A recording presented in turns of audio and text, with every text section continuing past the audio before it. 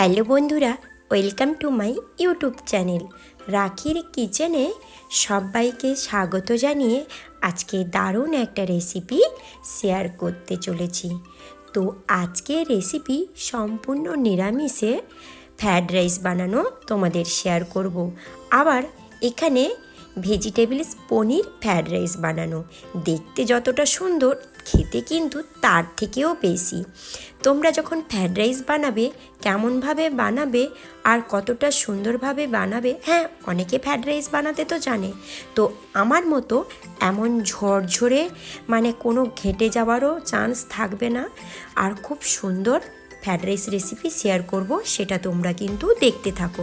পুরো ভিডিওটা কিন্তু দেখবে, স্কিপ করবে না। এখানে আমি নিয়েছি 600 গ্রাম মতো চাল, আর এটা হচ্ছে ইন্ডিয়া গেট বাসমতি চাল।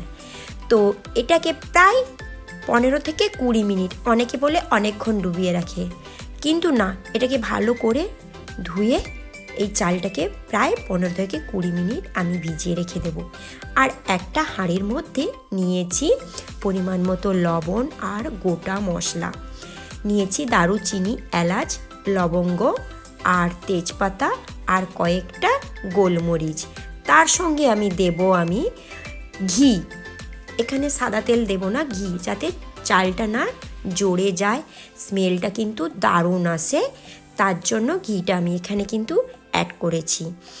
আর জলটা ফোটা অবধি অপেক্ষা করব, আর জলটা ফুটে এলেই চালটা কিন্তু অ্যাড করতে হবে। যাই হোক, এখানে আমি কিছুটা ভেজিটেবলস নিয়েছি গাজর আর বিনস আর কিছুটা মটর কলাই। আর এই যে দেখতে পাচ্ছ এখানে নিয়েছি কিশমিশ, কাজু আর পনির। তো চলো এবারে এগুলোকে ভেজে নেওয়ার পালা। আর পরিমাণ মতো ঘি বা অয়েল দিয়ে, মানে অলিভ অয়েল দিয়েই বানাবে হেলদিভাবে। কিন্তু বাড়িতে বানালে তোমরা কিন্তু হেলদিভাবে বানাবে, কারণ এখন তো স্বাস্থ্যের পক্ষ, মানে স্বাস্থ্যটা হচ্ছে সবার সুন্দর, স্বাস্থ্যই সম্পদ, তাই না? হ্যাঁ, স্বাস্থ্যকে ভালো রাখার জন্য ভালো কিছু খেও। ব্যাস, এটাকে আমি কম অয়েলে কিন্তু ভাজবো, তার জন্য এটাকে ঢাকা দিয়ে কম অয়েল দিয়ে এটাকে ভেজে নেব। গাজরটা সেদ্ধও হয়ে যাবে আর ভাজাও হয়ে যাবে, কারণ অনুষ্ঠান বাড়িতে কি হয়, এই সব ভেজিটেবলসগুলো মানে তেলে ছেঁকে রান্না করে আর তেলেই সেদ্ধ হয়ে যায় না।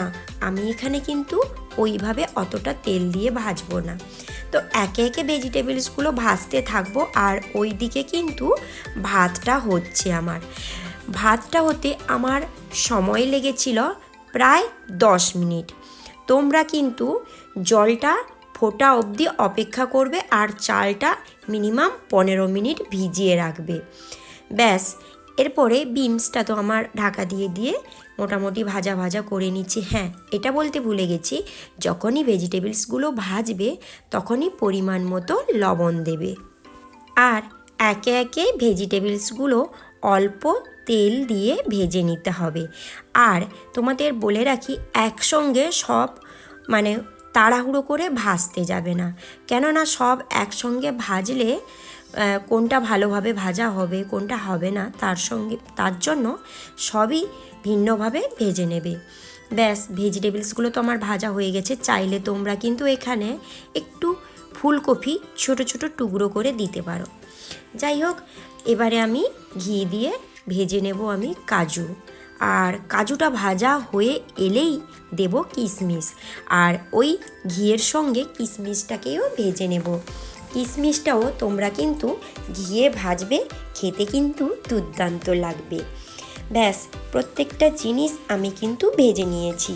আর এগুলো ভাজতে ভাজতে ওই দিকে কিন্তু আমার ভাতটা রেডি হয়ে এসছে। আর তোমাদের একটা কথা বলে রাখি, পনিরটা যখন ভাজবে ঘি দিয়েই ভাজবে, পনিরটা কিন্তু বেশি ভাজবে না, কারণ পনিরটা বেশি ভাজলে শক্ত হয়ে যেতে পারে। হালকা করে ভেজে নিতে হবে, প্রায় অল্প আঁচে মিনিমাম 5 থেকে 7 মিনিট ভেজে নিতে হবে। একটু কিন্তু লবণ ছড়িয়ে দেবে, কারণ পনির তো একটু লবণ না দিলে খেতে ভালো লাগবে না। যাই হোক, প্রত্যেকটা জিনিস আমার তো ভাজা হয়ে গেছে, এদিকে ভাতটা কিন্তু রেডি হয়ে এসছে। তোমরা দেখতে পাচ্ছ টকবক করে জলটা কিন্তু ফুটছে। এমনই অবস্থায় ভাতটা আমি একটু দেখিয়ে দিলাম, আর গ্যাসের ফ্লেমটা অফ করে দেবে, আর গ্যাসের ফ্লেম অফ করে ঢাকনা দিয়ে রেখে দিতে হবে। মানে ভাতটা যখন একটু শক্ত থাকবে ঢাকনা দিয়ে রেখে দিতে হবে প্রায় 1 মিনিট। তারপরে ভাতটার ফেনাটা গড়িয়ে নিতে হবে। এই যে ভাতটা যখন ফেনাটা গড়াবে খুব সুন্দরভাবে গড়িয়ে নেবে, কারণ ঝরঝরে থেকে যাবে।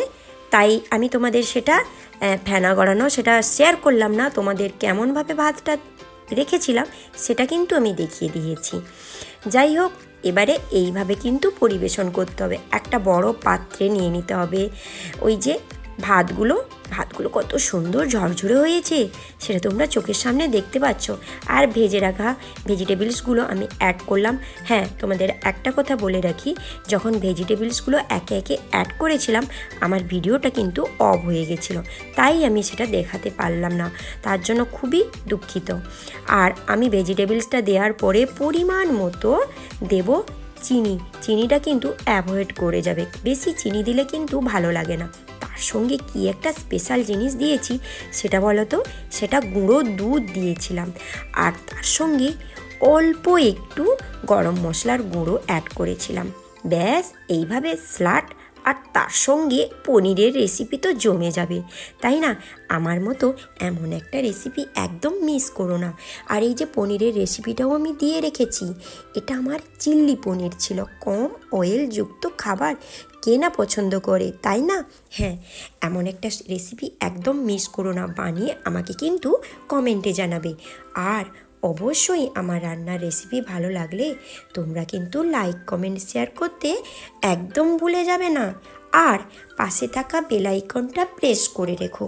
কেন বলো তো, আমি যখনই নতুন নতুন ভিডিও আনবো তোমাদের কাছে নোটিফিকেশান চলে যাবে। আজকের মতো এই পর্যন্ত, আবারও কাল নেক্সট ভিডিও নিয়ে চলে আসবো তোমাদের সামনে। আর ততক্ষণ নেক্সট ভিডিওর জন্য অপেক্ষা করো। টাটা।